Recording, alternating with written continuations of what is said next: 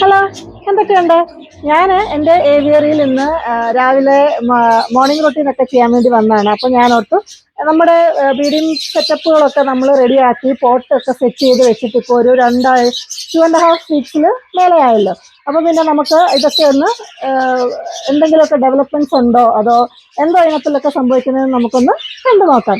കുറേ ആൾക്കാരൊക്കെ ഇവിടെ അടി നടക്കുന്നതേ ഉള്ളൂ, അവർ ഡിസൈഡ് ചെയ്യുന്നേ ഉള്ളൂ പെയർ ചെയ്യണോ വേണ്ടയോ എന്നുള്ളത്. അപ്പോൾ നമ്മളൊക്കെ കുറച്ച് നാളും കൂടെ ഞാൻ നോക്കും, എന്നിട്ടും അത് പെയറായില്ല എന്നുണ്ടെങ്കിൽ ഞാൻ ആ പെയറിനെ മാറ്റി വേറെ പെയറാക്കും. അതാണ് സാധാരണ ചെയ്യാറുള്ളത്. ഒരാളിരുന്ന് സംസാരിക്കുക, ഇവളോടാളിരുന്ന് ഉറക്കെ സംസാരിക്കുക എൻ്റെ അടുത്ത്. എന്ത് പറയുന്നേ? ഏ അവള് മറ്റേ കോക്കറ്റെയിൽസുമായിട്ട് അടി ഉണ്ടാക്കി നടക്കുന്ന ടീമാണ് അവള്. എനിവേ, അപ്പോൾ നമുക്ക് ഫോട്ടോകളൊക്കെ ചെക്ക് ചെയ്ത് നോക്കാം. അപ്പോൾ welcome to my channel, my world my happiness. ഒന്നാമത്തെ ബ്രീഡിംഗ് പെയർ, അതിൽ മുട്ടയുണ്ട്. ഇത് രണ്ടാമത്തേത്, അതിൻ്റെ നോക്കാം, അതിനുമുണ്ട് മുട്ട. മൂന്നാമത്തേതിൽ ആദ്യത്തെ ബ്രീഡിംഗ് ആണ്, അതുകൊണ്ട് അറിയത്തില്ല, അതിൽ മുട്ടയില്ല. ഇത് നാലാമത്തെ ബ്രീഡിംഗ് പെയർ, അതിൽ മുട്ടയുണ്ട്. ആറാമത്തെ ബ്രീഡിംഗ് പെയർ ഇതാണ്, അത് മുട്ടയിട്ടിട്ടുണ്ട്. പക്ഷേ ആദ്യത്തെ മുട്ട ബ്രീഡിംഗ് ആയതുകൊണ്ട് അറിയത്തില്ല ഇത് മൊത്തം ഫെർട്ടൈൽ എഗ് ആയിരിക്കുമോ. ഏതായാലും നമുക്ക് നോക്കാം. എൻ്റെ പുതിയൊരു ബ്രീഡിംഗ് പെയറാണ്. ഇവരെ ഞാൻ ആദ്യമായിട്ടാണ് ബ്രീഡിങ്ങിൽ ഇടുന്നത്. പെയർ മെയിൽ ഓൾറെഡി ഒരു ബ്രീഡിംഗ് ഒക്കെ കഴിഞ്ഞാണ്, ബ്രീഡിങ് ചെയ്തതാണ്. അടുത്ത പുതിയ പെണ്ണാണ്. അവളെ ഞാൻ ആദ്യമായിട്ടാണ് ബ്രീഡിങ്ങിന് ഇടുന്നത്. നോക്കാം നമുക്ക് എന്തെങ്കിലും റിസൾട്ട് ഉണ്ടോയെന്ന്. ഉണ്ട്. ഇതെല്ലാം ഞാൻ എൻ്റെ ഹാൻഡ് ഫീഡിങ് ചിക്സാണ്. ഇത് അടുത്ത പെയർ, ഇതും എൻ്റെ ഒരു ഹാൻഡ് ഫീഡിങ് ചിക്കാണ്. ഇത് അവരുടേതും ഫസ്റ്റ് ബ്രീഡിങ് ആണിത്. അപ്പോൾ ഇതിനകത്ത് റെഡ് ഐ ആണ് പെണ്ണ്. എഗ്ഗ് ലേ ചെയ്തിട്ടുണ്ട്. അപ്പം അതും സക്സസ്. അപ്പോൾ ഇതാണ് ബ്രീഡിങ്ങിന് മുന്നേ ഉള്ള പ്രിപ്പറേഷന് നമ്മൾ ചെയ്യുന്ന കാര്യങ്ങളുടെ എഫക്റ്റ്. നല്ല റിസൾട്ട് ഉണ്ടാകുന്നത് ഇങ്ങനെയാണ്. വേം ഇൻഫെസ്റ്റേഷനുള്ള മെഡിസിനും കാൽസ്യം സപ്ലിമെൻറ്റ്സും നല്ല ഫുഡും ഒക്കെ കൊടുത്ത് 2 months റെസ്റ്റൊക്കെ കൊടുത്ത് കഴിയുമ്പോൾ അവർ അടുത്ത ബ്രീഡിങ്ങിന് ചെയ്യുമ്പോഴത്തേക്ക് നല്ല ഹെൽത്തി ആയിട്ടുള്ള ചിക്സിനെ കിട്ടും. ഇതെൻ്റെ 7ാമത്തെ ബ്രീഡിംഗ് പെയർ. താഴെയുള്ള ഈ കേജ് 9ഉം 10ഉം ഒരു കേജിലാണ് 2 ബേർഡ്സിനെ ഇട്ടേക്കുന്നത്. ഇതിനകത്തിൽ മുട്ടയുണ്ട്. മറ്റേ അടുത്തത്, ഇത് രണ്ടും ഞാൻ ഒരുമിച്ചിട്ടേക്കുന്നതാണ്. കാരണം ഇത് ശരിക്കും പറഞ്ഞാൽ ഫ്രീ ഫ്ലൈറ്റ് കുഞ്ഞു പിള്ളേരുണ്ടായി കഴിയുമ്പോൾ ഇടുന്ന കേജായിരുന്നു. ഇപ്പോൾ എനിക്ക് വേറെ കേജ് ഉള്ളതുകൊണ്ട് ഞാൻ ഇവരെ ബ്രീഡിങ്ങിനായിട്ടങ്ങ് ഇതിനകത്തോട്ട് ഇട്ടതാണ്. അപ്പോൾ 2 പേരുണ്ട് ഈ ഒരു ചെറിയ ഇതിനകത്തിൽ. ഇത് വലിയ നീളമുള്ള കേജാണ്, സ്ഥലമുണ്ട് 2 പേർക്കും. നടുക്ക് ഞാൻ പാർട്ടീഷൻ ചെയ്തിട്ടില്ലെന്നുള്ളതേ ഉള്ളൂ. അപ്പോൾ അടുത്ത പെയറിന് എന്തെങ്കിലും മുട്ടയൊക്കെ ഉണ്ടോയെന്ന് നമുക്ക് നോക്കാം. അപ്പം ഇതും മുട്ടയിട്ടിട്ടുണ്ട്. ഇതാണ് അതിൻ്റെ പേരൻസ്. 4 ബേർഡ്സ് ഉണ്ട് ഈ ഒരു കേജിൽ. 11ാമത്തെ ബ്രീഡിംഗ് പെയറാണ്. അതിൽ മുട്ടയുണ്ട്. അപ്പോൾ അതും ഓക്കെ. അടുത്ത പെയർ ഒരു റെയിൻബോയുടെ മെയിലാണ്. റെയിൻബോ കുഞ്ഞിനെ കിട്ടിയതിൻ്റെ അപ്പൻ മെയില്. ഫീമെയിൽ ആദ്യം ഞാൻ ടെസ്റ്റ് ചെയ്ത ബ്ലൂ സീരീസിൻ്റെ സ്പാങ്കിൾ ബേർഡാണ് അമ്മ.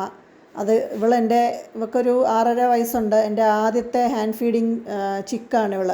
അപ്പോൾ ഞാൻ അവൾക്ക് സാധാരണ 3-4 മാസമൊക്കെ റെസ്റ്റ് കൊടുക്കും ഒരു ബ്രീഡിങ് കഴിയുമ്പോൾ. കാരണം ഇനിയും എഗ്ഗൊക്കെ ഇൻഫെർട്ടൈലൊക്കെ ആയിപ്പോയെങ്കിൽ അത് പിന്നെ പ്രശ്നമാകത്തില്ലേ, അവൾക്കും പ്രശ്നമാകും. അപ്പം പ്രായത്തിൻ്റെ ഉള്ളതുകൊണ്ട് ഞാൻ അവൾക്ക് 3-4 മാസം റെസ്റ്റ് കൊടുത്തേക്കുമായിരുന്നു.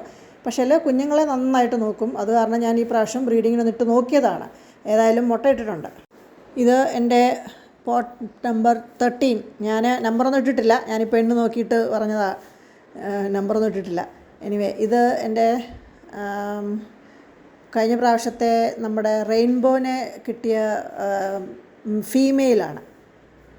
അപ്പം ഇത് മുട്ടയിട്ടിട്ടുണ്ടെങ്കിൽ റെയിൻബോൻ്റെ പേരൻസാണ്. അപ്പം അവർക്ക് ഈ പ്രാവശ്യം എല്ലാ പ്രാവശ്യവും റെയിൻബോ കിട്ടണമെന്നില്ല, നമുക്കറിയത്തില്ല. നമുക്ക് ട്രൈ ചെയ്യാമെന്നുള്ളതേ ഉള്ളൂ. അപ്പോൾ എൻ്റെ ബഡ്ജീസ് ബ്രീഡിംഗ് കേജിലെ ലാസ്റ്റ് ബ്രീഡിംഗ് പെയറാണ് നമ്മുടെ ക്രിമീനോ. മെയിലാണ്. ഇനി അതിൻ്റെ പെയർ ഓപ്പലൈൻ ബ്ലൂ സീരീസിലുള്ള ഓപ്പലൈൻ. ഫീമെയിലിൻ്റെ ഫസ്റ്റ് ബ്രീഡിംഗ് ആണ്. നമുക്ക് മുട്ടയിട്ടിട്ടുണ്ട്. അപ്പോൾ സക്സസ്. ഞാൻ ഹാപ്പി. അപ്പോൾ നിങ്ങൾ കണ്ടതാണല്ലോ, ഞാൻ ഹാപ്പിയാണ് എൻ്റെ ബ്രീഡിംഗ് റിസൾട്ടുമായിട്ട്. അപ്പോൾ കാരണം ഇത് ഇങ്ങനെ ബ്രീഡിംഗ് റിസൾട്ട് സക്സസ് ആയിട്ട് വരുന്നതിൻ്റെ മെയിൻ റീസൺ എനിക്ക് തോന്നുന്നത്, ഞാൻ കൊടുക്കുന്ന ഫുഡും നമ്മൾ കാൽസ്യം സപ്ലിമെൻസും അത് കൂടാതെ തന്നെ അവർക്ക് നമ്മൾ അഡിക്വേറ്റ് ആയിട്ടുള്ള റെസ്റ്റ് എല്ലാ ബ്രീഡിംഗ് സെഷൻ കഴിഞ്ഞിട്ട് ഞാൻ കൊടുക്കുന്നതുകൊണ്ടാണ്.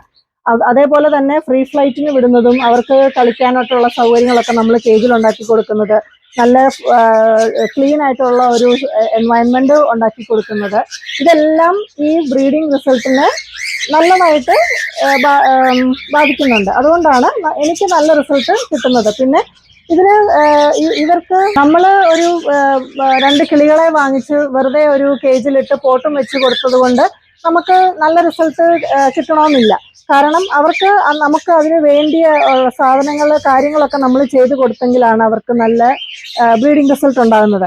ഇതെല്ലാം ചെയ്തിട്ടും ചില സമയത്ത് സംഭവിക്കാറുണ്ട്. എനിക്കും കുറേ ബേർഡ്സ് ചിക്സൊക്കെ ചത്തുപോകാറുണ്ട്, എഗ്ഗ് പൊട്ടിച്ച് കളയാറുണ്ട്. അതൊക്കെ മെയിൻലി സംഭവിക്കുന്നത് ഇവിടെ കോളനി സെറ്റപ്പ് ഉണ്ടായിരുന്നപ്പോഴാണ്. ഞാനിപ്പം ആ കോളനിയിൽ ബേർഡ്സിനെ ഇടുന്നില്ല. കാരണം എനിക്ക് ഹാൻഡ് ഫീഡ് ചെയ്യാനൊന്നും എനിക്ക് സമയം കിട്ടാറില്ല. അപ്പോൾ ഇതൊക്കെ എന്തെങ്കിലുമൊക്കെ പറ്റിക്കഴിയുന്നുണ്ട്, അതിൻ്റെ പുറകെ നടക്കാനായിട്ട് എനിക്ക് സമയമില്ല. അതുകൊണ്ട് ഞാൻ ആ പരിപാടി നിർത്തി. ഇപ്പം ഇതാണ് ബെറ്റർ എന്ന് എനിക്ക് തോന്നുന്നത്. അപ്പം ഇന്നത്തെ വീഡിയോ നിങ്ങൾക്ക് ഇഷ്ടപ്പെട്ടു എന്ന് വിചാരിക്കുന്നു. ഇനിയും നമുക്ക് ചിക്സ് ഒക്കെ ആയി കഴിഞ്ഞ് അല്ലെങ്കിൽ എന്തെങ്കിലുമൊക്കെ അപ്ഡേറ്റ് ഉണ്ടെങ്കിൽ ഞാൻ അന്നേരം വീഡിയോ കൂടെ അറിയിക്കാം. അപ്പോൾ വീഡിയോ കാണുക, ലൈക്ക് ചെയ്യുക, ഷെയർ ചെയ്യുക. നിങ്ങളുടെ എന്തെങ്കിലും അഭിപ്രായങ്ങളുണ്ടെങ്കിൽ കമൻസിലൂടെ എന്നെ അറിയിക്കാൻ മറക്കരുത്. അടുത്ത വീഡിയോയിലൂടെ കാണാം. Thanks for watching. ബൈ.